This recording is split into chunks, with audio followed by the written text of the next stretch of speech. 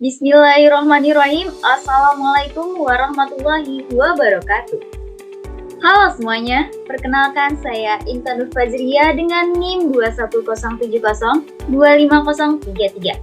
Saya merupakan mahasiswi Universitas Muhammadiyah Profesor Dr. Hamka, Fakultas Agama Islam dan Program Studi Perbankan Syariah.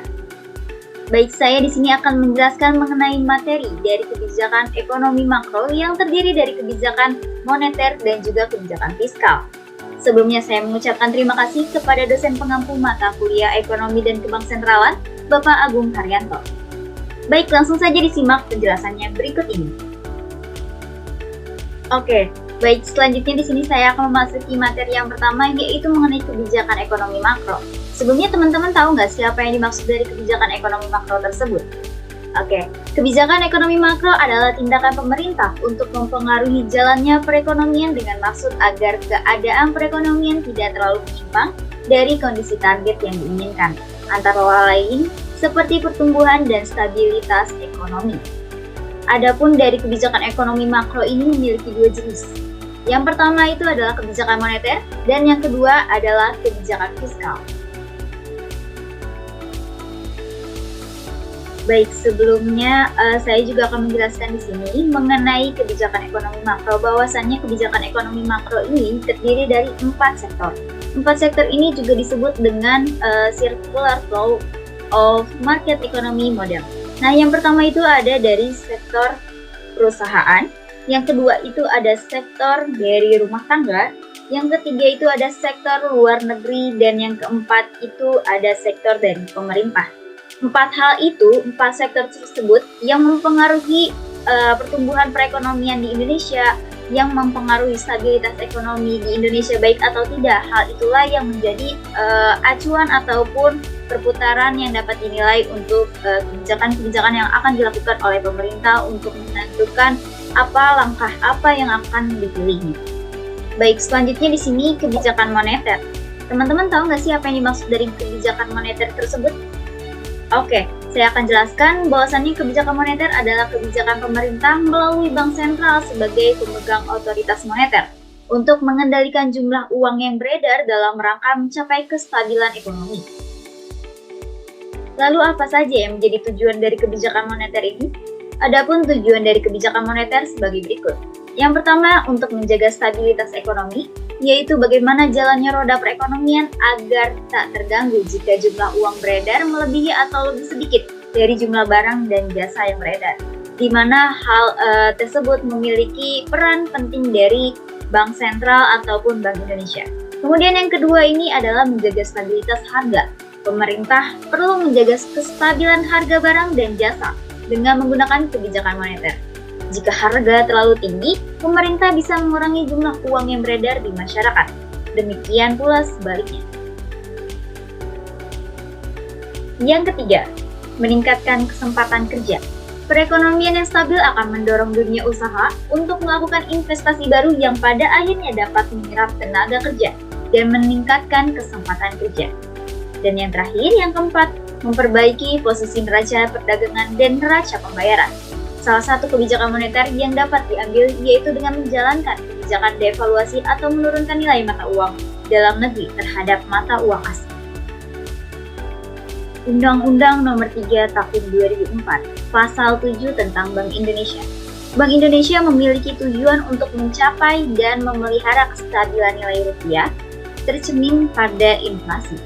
Sejak tahun 2005, Bank Indonesia menerapkan kerangka kebijakan moneter dengan inflasi sebagai sasaran utama kebijakan moneter atau Inflation Targeting Framework. Dengan menganut sistem nilai tukar yang mengambang, Bank Indonesia melakukan kebijakan moneter melalui penetapan sasaran-sasaran moneter seperti uang beredar atau suku bunga, dengan tujuan utama untuk menjaga sasaran laju inflasi yang ditetapkan oleh pemerintah. Secara operasional, pengendalian sasaran-sasaran moneter tersebut menggunakan instrumen-instrumen antara lain. Yang pertama, operasi pasar terbuka atau OPT. Hal ini di pasar uang baik rupiah maupun valuta asing. Yang kedua, penetapan tingkat diskonto untuk fasilitas siaga. Yang ketiga, penetapan cadangan wajib minimum ataupun disebut dengan GWM. Kemudian yang keempat, pengaturan kredit atau pembiayaan. Sebagaimana penyaluran ataupun kredit apakah harus dibatasi atau tidaknya.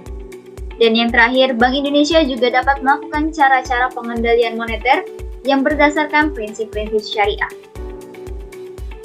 Hal itulah yang menjadi instrumen-instrumen yang dilakukan dalam kebijakan moneter di Indonesia. Kemudian di sini pembahasan yang kedua, yaitu kebijakan fiskal.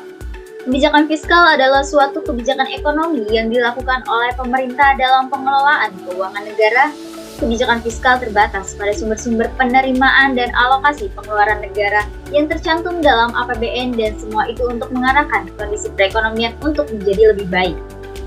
Adapun peran kebijakan fiskal, bagi negara maju, peranan kebijakan fiskal pemerintah semakin besar dalam mekanisme pembentukan tingkat pendapatan nasional, terutama yang dimaksudkan agar pemerintah lebih mampu dan mempengaruhi dalam jalannya perekonomian. Sedangkan pada negara berkembang, peranan kebijakan fiskal lebih mengarah pada upaya untuk meningkatkan investasi melalui capital formation.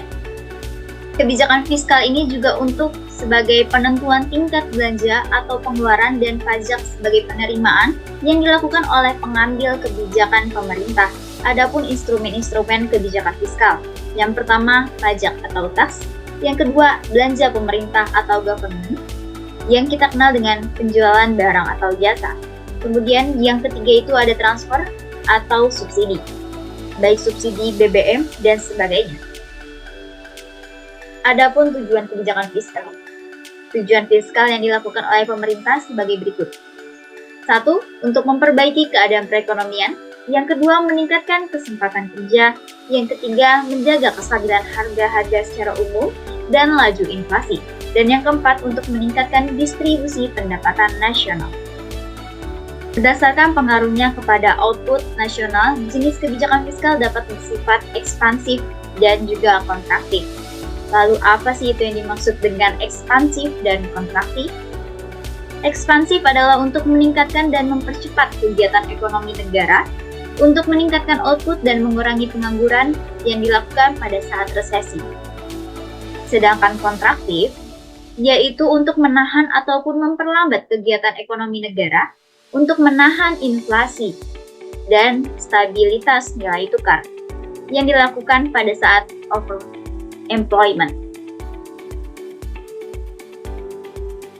Adapun mekanisme dari kebijakan fiskal ini, instrumen kebijakan fiskal digunakan untuk mempengaruhi besaran penerimaan ataupun permintaan agregat yang terdapat rumusnya AD sama dengan C plus I plus G. Baik, sekian materi yang dapat saya sampaikan mengenai kebijakan moneter dan juga kebijakan fiskal. Semoga apa yang saya sampaikan dapat bermanfaat bagi semuanya. Kurang lebihnya saya memohon maaf apabila terdapat kekurangan dan juga kesalahan kata. Billahi fisabilil haq fastabiqul khairat. Wassalamualaikum warahmatullahi wabarakatuh. Sampai jumpa, kembali lagi.